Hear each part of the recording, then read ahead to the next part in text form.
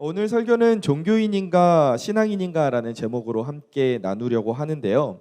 근데 숨겨진 부제가 하나가 더 있습니다. 바로 성년의 날을 맞이한 우리 사랑하는 지체들에게라는 제목이 주보에 안 나와 있습니다.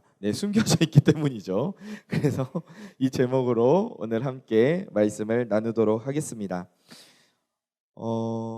그러면 목사님, 성년의 날이 지난 저희들은 안 들어도 되나요? 라고 말하는 지체들은 없겠죠.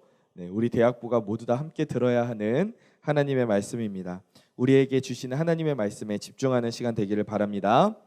오늘 본문이 포함되어 있는 마태복음 5장에서 7절 말씀은 예수님께서 산 위에서 가르치신 산상수훈을 기록하고 있습니다. 그 중에서 이제 오늘 본문에서 예수님이 우리들에게 강조하시는 것은 이제 여러 가지가 있는데, 그 중에 가장 첫 번째로 등장하는 말씀이 바로 거짓 선지자들에게 현혹되지 말라는 말씀입니다. 누구에게 현혹되지 말라고요? 누구에게 현혹되지 말라고요?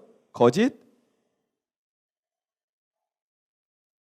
카메라에게 현혹되지 말고 카메라가 갑자기 딴 데로 움직였어요. 거짓 선지자에게 따라해 봅시다. 거짓 선지자에게 현혹되지 말라. 예수님이 가장 처음에 이 말씀을 하고 계세요. 오늘 본문을 보면 15절에 거짓 선지자들을 삼가라고 말씀하십니다. 이 거짓이라는 단어를 사전에서 찾아보니까 이렇게 나와 있어요. 사실과 어긋난 것, 사실이 아닌 것을 사실처럼 꾸미는 것, 이것을 거짓이라고 말합니다. 이 뜻은 다 저희들 알고 있죠? 다 알고 있는 뜻이죠. 그런데 이 거짓이라는 말이 어디에서 나왔나, 그 말의 유래를 찾아보면 어디에서 나왔냐 하면 거죽, 그러니까 겉, 속이 아니라 겉이라는 그 단어에서 이제 거죽 그리고 거짓, 이렇게 해서 이 거짓이라는 말이 만들어졌다고 합니다. 그러니까 속은 비어있는 채 겉만 그럴듯한 것을 보면서 거짓이라고 사람들이 말하기 시작했던 거예요. 예수님께서는 여러 차례 가르침을 통해서 거짓 선지자들을 삼가라고 말씀하셨습니다. 그러니까 이 거짓 선지자들은 겉은 그럴듯한데 속에는 알맹이가 하나도 없는, 속에는 전혀 바른 가르침을 가지고 있지 않은 사람들을 바로 거짓 선지자들이라고 말을 하는데요. 예수님이 이미 성경 속에서 여러 차례 너희는 거짓 선지자들을 조심해라, 거짓 선지자들을 조심해야 돼, 이렇게 여러 차례 강조해서 말씀을 하셨습니다.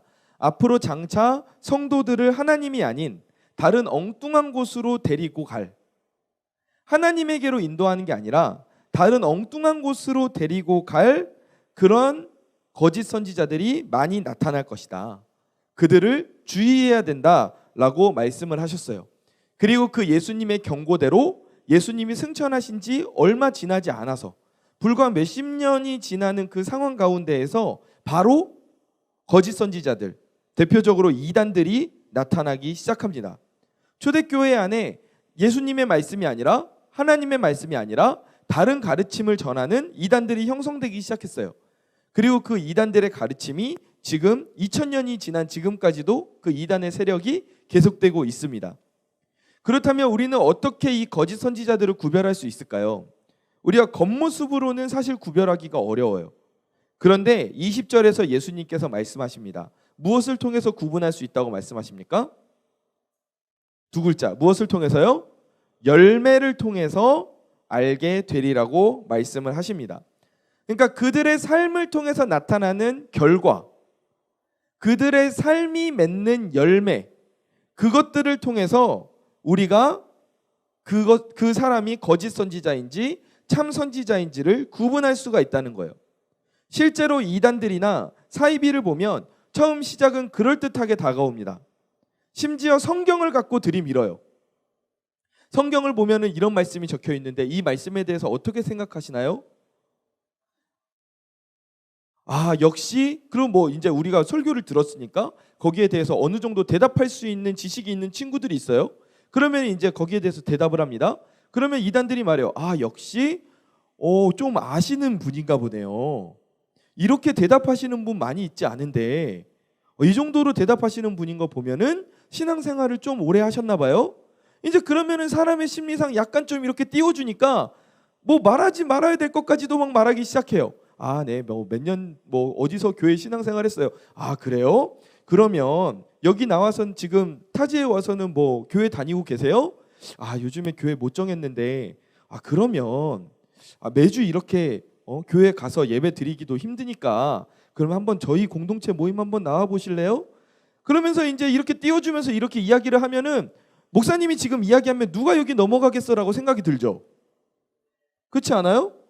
근데 이런 말들에 넘어가는 여러분의 나이대 친구들이 너무너무 많다고 해요. 실제로 그 사람들은 꾼이야, 꾼. 어떻게 하면 너희들이 거절하지 못할지에 대해서 이미 수많은 임상을 통해서 알고 있다고. 수많은 훈련으로 다져진 사람들이라고. 그러니까 그 사람들의 그런 올가미를 쉽게 벗어나기가 어려워요. 이런 사람들이 너무 많다는 거죠. 그럴듯하게 하나님의 말씀을 가지고 접근해요. 하지만 시간이 지나면서 보면은 뭡니까? 점점 엉뚱한 길로 빠지기 시작해요. 그래서 그 하나님이 알고 보니까 교주였다더니 뭐 그렇게 교회를 지금 다 사기꾼이라느니 이러면서 거짓된 가르침으로 점점 끌고 가요. 올바른 믿음이 아니라 거짓 믿음, 잘못된 믿음으로 자꾸 끌고 가는 거예요. 그 가장 좋은 타겟이 누구냐? 바로 여러분 나이대, 특히 갓 대학교에 간 바로 성년을 맞이한 여러분들이라는 거예요. 1순위 목표물이래. 1순위 목표물. 그리고 한 번 빠지면 열정을 가지고 뛰어드니까 여러분 나이대를 가장 유혹하기가 너무 쉽다는 거예요. 특히 가정을 떠나서 타지 생활을 시작하는 친구들이 많죠. 그리고 그동안에는 부모님 아래에서 같이 보호를 받으면서 신앙생활을 했는데 이제 성인이 되니까 자기의 주체가 생겨. 그래서 내 신앙은 나의 것. 약간 이런 뭐 그런 생각들이 막 생기기 시작해. 그러면서 이런 약간의 흔들림이 있는 그 틈을 이단들, 사이비, 거짓 선지자들이 여러분들에게 딱 파고들어서 길을 살짝 꺾어 놓는 거예요. 엉뚱한 길로 여러분들을 인도하는 겁니다. 15절 말씀을 보세요. 그들은 양의 옷을 입고 처음에 접근한다라고 말합니다. 처음부터 나쁘게 접근하지 않아요. 처음부터 나 거짓 선지자요라고 나타나지 않아요. 그런데 그들은 친절하고 가깝게 다가와서 나중에는 마음속에 무엇이 있습니까? 겉은 양의 옷을 입고 있지만 속은 이리와 같이 노략질하려는 마음으로 가득 채워져 있다는 거예요.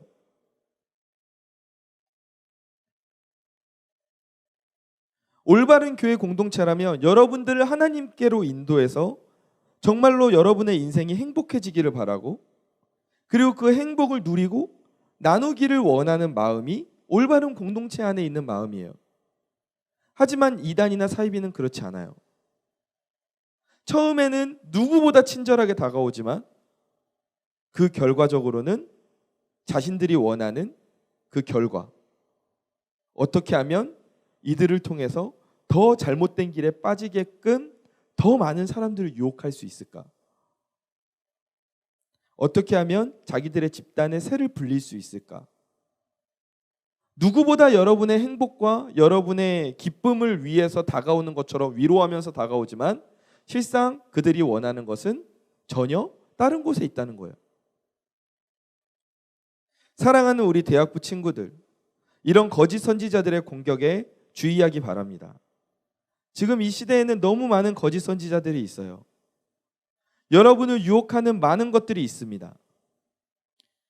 타지에서 교회를 선택할 때 꼭 목사님들과 의논해서 정하세요. 그냥 뭐 학교 근처에 있으니까, 뭐 기숙사 근처에 있으니까, 뭐 그냥 그렇게 편하게 막 정하지 마세요. 내가 선택한 교회가 정말 올바른 공동체인지, 어느 정도 검증된 공동체인지 목사님들에게 물어보면 가장 쉽게 확인을 할 수가 있어요. 나는 홈페이지에 들어가서 봐도 이게 뭐야? 뭐 기독교 장로회가 어디야? 뭐야? 뭐 기장? 통합?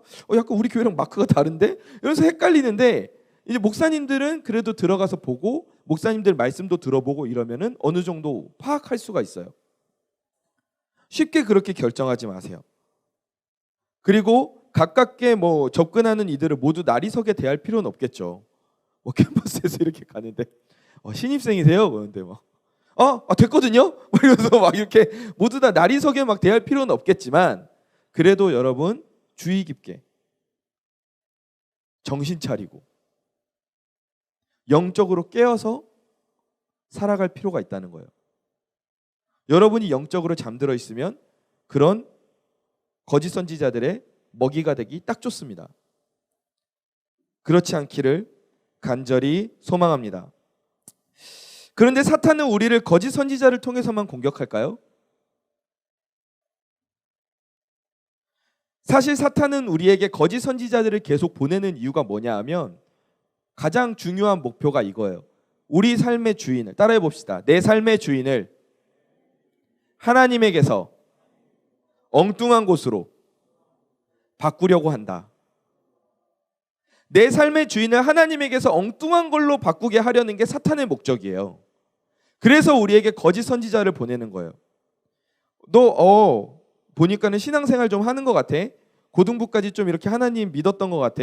그래도 뭐 부모님 따라서 교회 계속 다녔던 것 같아. 그런데 하나님이 약간 좀 그 삶의 주인이 완벽하게 된 것 같지 않아? 그래, 그러면 한번 내가 유혹할 것들을 보내봐야겠다. 그러면서 거짓 선지자 그리고 다른 것들을 보내서 그 삶의 주인이 하나님에게서 다른 엉뚱한 것으로 송두리째 바뀌게 하는 게 바로 사탄의 목적이라는 거예요. 그래서 사탄은 거짓 선지자만 활용하는 게 아니에요. 이 땅에 수많은 거짓된 것들을 이용해서 우리를 유혹합니다. 그렇다면 우리를 공격하는 도구가 뭐가 있을까요? 너무 많죠. 너무 많아요. 하지만 몇 가지만 살펴볼까요? 하나는 술이에요. 술. 여러분, 미디어를 통해서 비춰지는 술이라는 것에 대한 이미지는 어떻습니까? 어때요? 어떤 이미지로 나와요? 태민아, 선태민. 그래요. 태민이가 둘이 있군요. 선태민. 술이라는 것의 이미지가 그 미디어에서 어떻게 비춰져요? 몰라요? 뭐 알면서 모른대. TV에 광고 보면 뭐 예를 들어서 뭐 소주 광고든 맥주 광고든 뭐 어떻게 나와요?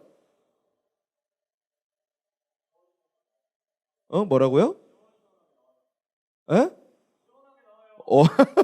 시원하게 대답해줘서 고마워요. 시원하게 나와요. 시원하게. 뭐 TV에서 뭐 예를 들어서 뭐 T자로 시작하는 뭐 맥주 광고는 공유가 나와가지고 막 회오리 바람 맞으면서 확 막 이러면서 막 뭐 너무 막 시원한 것처럼 광고를 하잖아요. 그리고 뭐 소주 광고들도 뭐 어떻게 나와요? 아이유가 나와가지고 이슬 뭐 이러면서 막 광고하잖아요. 여러분, 근데 술이라는 것에 우리가 미디어에서 비추는 이미지지만 실제적으로 술은 어떤 이미지예요? 그렇게 추접스러운 게 없어요. 여러분, 새벽에 평화광장 가볼 일이 있었으면 뭐 나가봤는지는 모르겠지만 술 취한 사람들이 어떻게 돌아다니는지를 보세요. 술이 사람을 얼마나 추접 던접스럽게 만드는지 한번 보세요. 제정신을 잃어버리게 만들어요. 그런데 미디어에서는 어떻게 그걸 비추고 있냐고요. 사실 술은 백해무익이에요. 백해무익. 얼마 전에 발표된 연구 자료를 보니까 술을 뭐 많이 먹어야 뭐 몸에 손상이 오는 게 아니라는 연구 결과가 발표가 됐어요.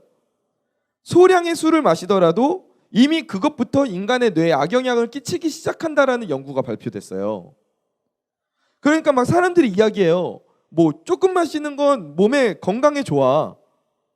뭐 오히려 뭐 그게 뭐 오히려 더 좋대. 그렇게 이야기를 합니다. 근데 사실은 그게 아니라는 거죠. 하나님이 만들어주신 몸을 건강하게 유지하는 게 우리 사명 중 하나잖아요. 그런데 우리가 고의적으로 건강을 해치는 행동이 바로 술을 마시는 것이라는 거죠. 그리고 또 술을 마시면 죄를 짓는 일에 급속도로 가까워지게 되어 있어요. 이건 만고의 진리입니다. 우리나라에서 전 세계적으로 일어나는 범죄의 비율을 따져보잖아요. 음주 후 또는 음주 중에 일어나는 범죄의 비율이 압도적으로 높습니다. 특히 강력 범죄일수록 그 비율이 압도적으로 높아져요. 살인 같은 경우는 80% 이상이 음주와 관련이 있다라고 합니다.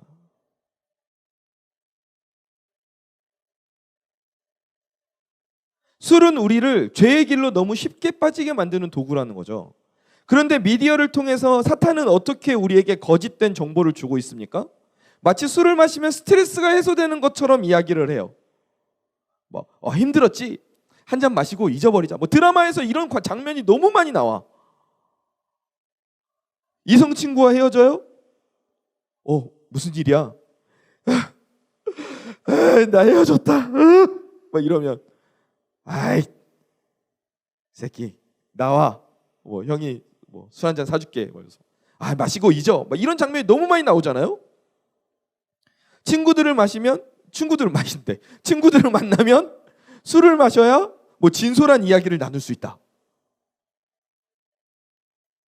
말도 안 되는 것이죠. 말도 안 되는 거예요. 과연 그럴까요? 여러분, 술을 마신다고 해서 현실의 문제가 사라질까요? 전혀 그렇지 않습니다. 스트레스가 해소될까요? 스트레스가 해소되는 게 아니라 일시적으로 인간의 이성을 마비시키는 거죠. 술을 마셔서 이성 친구와 헤어진 슬픔이 진짜 사라진다면, 술을 마셔서 진짜 스트레스가 사라질 수 있다면 이별 후에 스트레스 받고 힘들어할 사람이 누가 있겠어요? 어디 있겠어요?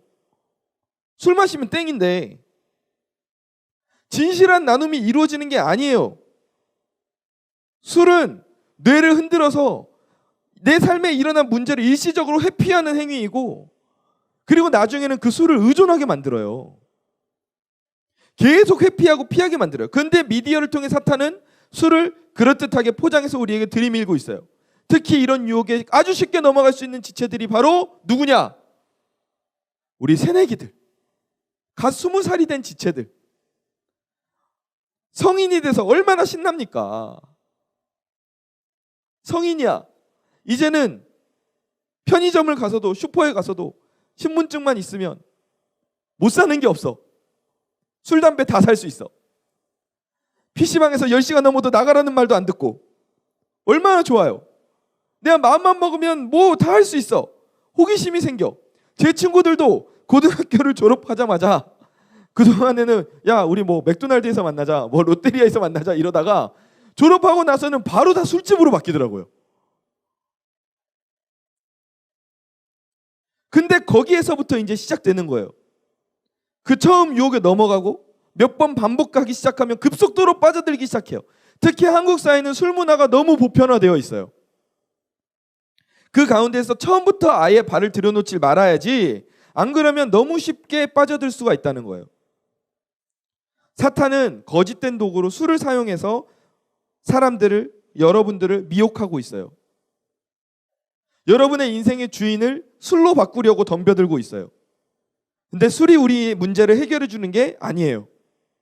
우리 인생의 문제 해결은 오직 우리 인생의 주인이신 하나님만이 해 주시는 것을 믿으시기 바랍니다. 믿으시기 바랍니다. 아멘. 또 다른 거짓은 돈과 출세예요. 돈이 있어야 이 땅에서 떵떵거리면서 살 수 있다라고 생각해요. 출세를 해야 이 세상에서 행복하게 살 수 있다라고 생각합니다. 물론 돈이 있고 출세를 하면 좋긴 하죠. 좋죠. 억지로 출세 안 할 필요는 없습니다. 그런데 사탄은 그걸 넘어서 뭐가 문제냐 하면, 우리 인생의 주인을 하나님에게서 돈 또는 출세로 또는 양 둘 다로 바꿔놓는 거예요. 그렇게 되면 어떻게 됩니까? 종교가 수단화되는 거예요. 돈과 출세를 위해서라면 언제든지 하나님의 말씀을 그대로 지키는 것이 아니라 내 마음대로 그냥 막 바꿔서 지키는 거예요. 주일도 지키지 않고 예배의 자리에 나오지도 않고, 그렇게 점점 나이가 들어가며 하나님과 멀어지며 돈과 출세에 매달릴 수 있다는 거예요. 지금은 여러분 신앙을 지키는 게 이겨낼 수 있을 만하다라고 느껴질지 몰라요. 지금 그 유혹에서 버티고 있는 여러분들을 참 격려해주고 싶습니다. 근데 여러분 지금 그걸 버텨내지 않으면요, 나중에 나이 먹어가면서 여러분 직장 생기고 가정 생기잖아요. 점점 이런 돈과 출세의 압박이 엄청 심해져요.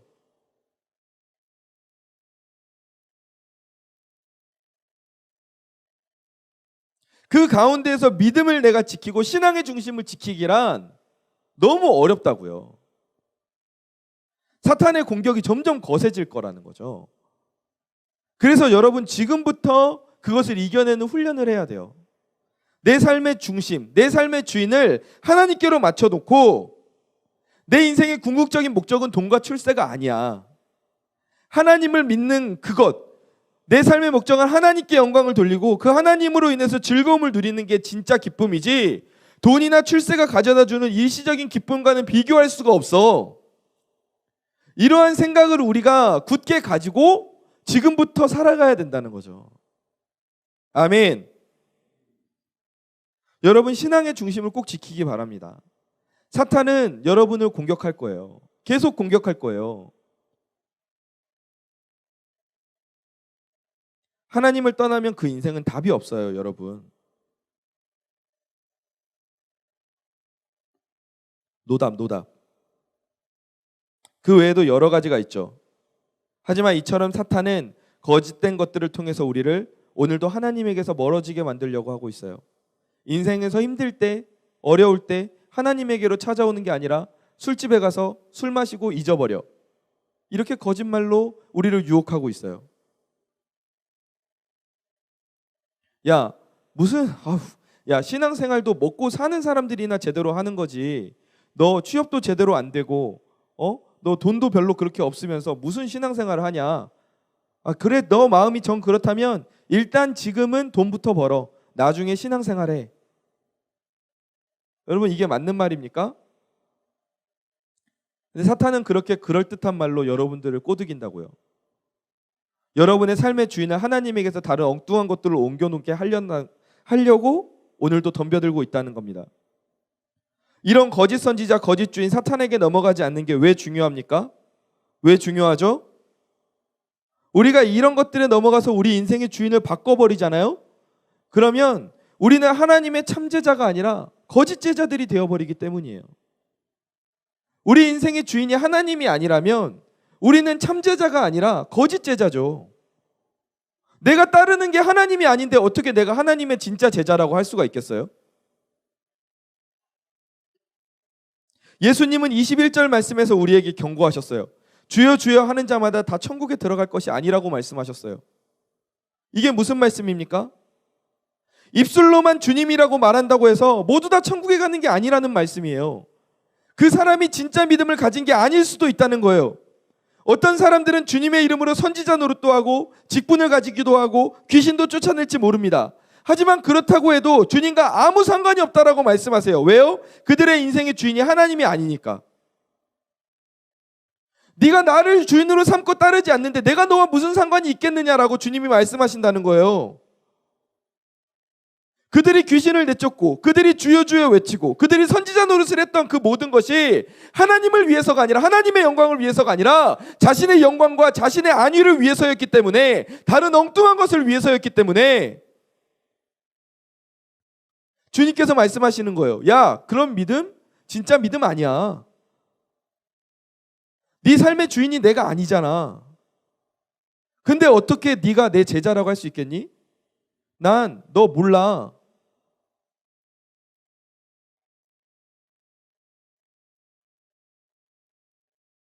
그럼 진짜 천국에 가는 사람들은 어떤 사람들이죠?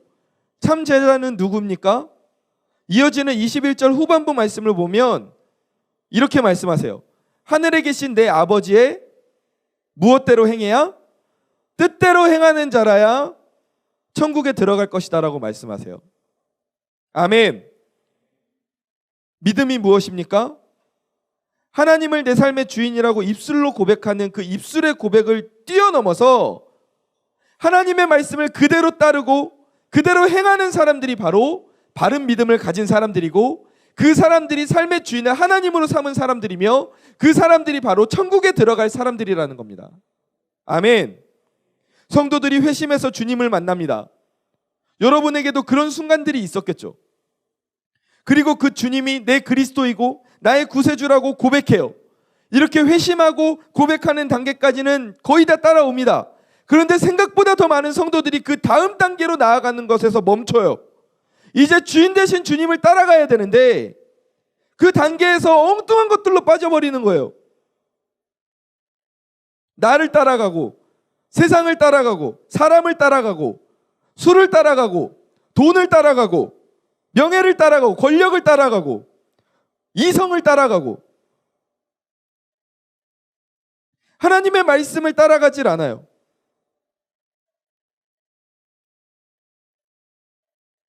예수님이 그 삶의 주인이 아니라는 거죠. 그래서 야고보서 2장 17절에서는 이렇게 말씀하십니다. 이와 같이 행함이 없는 믿음은 그 자체가 죽은 것이라고 말씀하고 계세요. 믿음이 회심과 입술의 고백에서 그치는 게 아니라는 거예요. 행함이 있어야 진짜 살아있는 믿음이 된다는 겁니다. 아멘. 2장 22절에서는 이렇게 말하고 있어요. 믿음이 그의 행함과 함께 일하고 행함으로 그 믿음이 온전하게 되었다라고 말씀하세요. 그러니까 바른 믿음은 무엇입니까? 바른 믿음이란 뭐죠? 우리가 가져야 할 믿음은 무엇입니까? 가장 처음이 전에는 내가 인생의 주인이었지만 이제는 예수님이 내 인생의 주인이시구나 깨닫고 하나님을 믿기로 결심합니다. 이게 회심이에요. 그리고 예수님을 나의 구원자로 고백하고 선포합니다. 이게 고백이에요. 그리고 진정으로 바른 믿음의 완성, 최종 결정은 그 다음에 다른 어떤 것을 내가 주인 삼고 가는 게 아니라 하나님의 말씀만을 따르고 살아가는 거예요. 하나님의 말씀을 따라 행하고 지키는 거예요. 그 회심의 고백에 따름을 더해야 진짜 바른 믿음을 가진 사람이 되는 거예요. 진짜 하나님의 자녀, 진짜 하나님의 제자가 되는 겁니다. 회심의 고백에 따름을 더해야 된다는 거예요.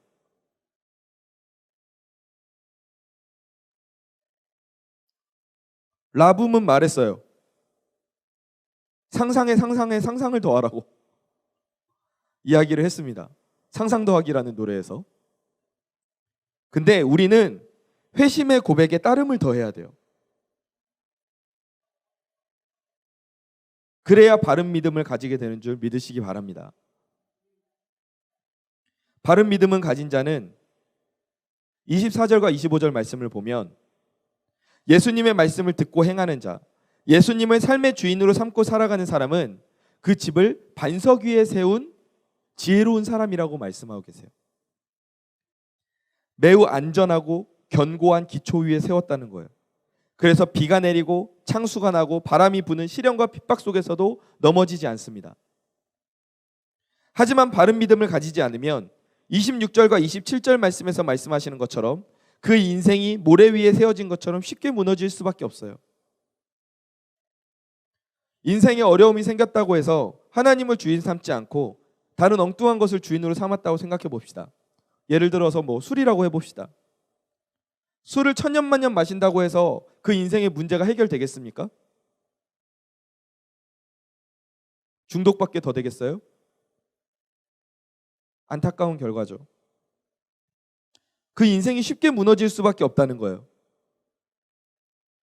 하나님을 주인으로 삼고 따르지 않으면, 세상의 다른 것들을 주인 삼고 따라가면 그 인생은 단단히 설 수 없는 거예요. 사랑하는 우리 대학부 지체 여러분, 그리고 성년의 날을 맞이한 우리 사랑하는 지체들, 여러분의 인생의 주인을 하나님으로 삼으시기를 간절히 소망합니다. 간절히 축원합니다. 껍데기만 남아버린 종교인이 아니라 참된 신앙인이 되기를 간절히 소망합니다. 여러분, 회심과 고백을 넘어서 하나님의 말씀을 실제로 붙잡고 따르기를 바라요. 사탄의 공격을 이겨내고 거짓 선지자, 거짓된 주인들을 여러분 물리치기 바랍니다. 함께 선포해 봅시다. 같이 선포해 봅시다. 저를 따라해 보세요. 우리 인생의 주인은, 내 인생의 주인은 하나님입니다. 다시, 내 인생의 주인은 하나님입니다. 이 선포가 입술에서만 그치는 게 아니라 진짜 우리 삶 속에서도 드러나길 간절히 원합니다. 우리 삶의 1순위가 하나님이 되기를 간절히 소망합니다. 그렇게 살아갈 때 여러분의 인생에 귀한 성령의 열매들이 맺히게 될 것입니다. 진짜 기쁨, 진짜 행복을 누리고 나누게 될 줄 믿습니다. 세상이 주는 가짜 행복, 가짜 기쁨은 순간이에요. 순간, 잠깐이에요. 그래서 쾌락이라고 부르는 거예요. 하지만 하나님과 함께하는 기쁨은 영원하고 진짜로 값지고 변하지 않는 기쁨과 행복이죠.